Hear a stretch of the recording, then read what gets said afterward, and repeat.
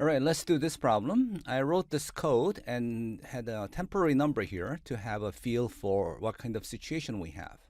So we have this triangle that is made of 7, 8, and 5 in length.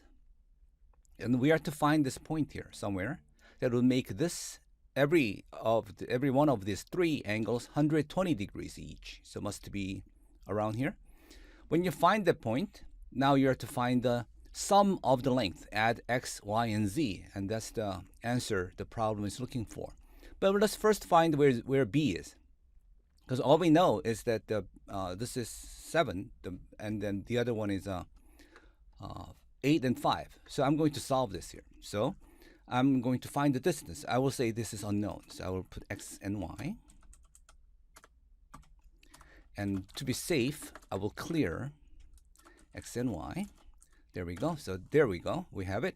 And now we are going to say the distance between A and B is 8. Okay, what else? The distance between B and C is 5. This should be enough to give me this doesn't help me any because I am solving for B, and it should be enough because I have two variables and I have two equations here. So let's say solve it. And then here what I'm looking for, I think I can just say B. It will know is x and y. There we go. But I have two answers and I don't have use for the negative number. I could visually see it and then skip it. But when you have a large problem with many different answers, it gets to be work also. So we are going to say the x has to be positive, and y has to be positive as well. So here we go. So it gives me the unique solution. This is a set of sets, so I will just I'll just use this here. So I'm going to say now I know what b is. So but it has this inconvenient arrows. So what I will say is a b dash the solution I just got. There we go. And that's the solution I got. So I will copy and paste it here. So now I have an accurate picture of what A, B, and C are, and I have an accurate picture of it. So this is where it is, and I have to find some place around here. The way to do this is making the angle between two lines, and when you know all three sides of a triangle is law of cosine. So let's see how the law of cosine works.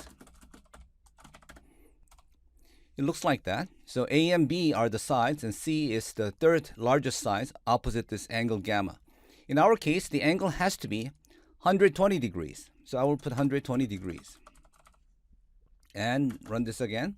And then it becomes this. Because this is negative half, it cancels with the negative 2 and becomes positive 1. So this is what we get.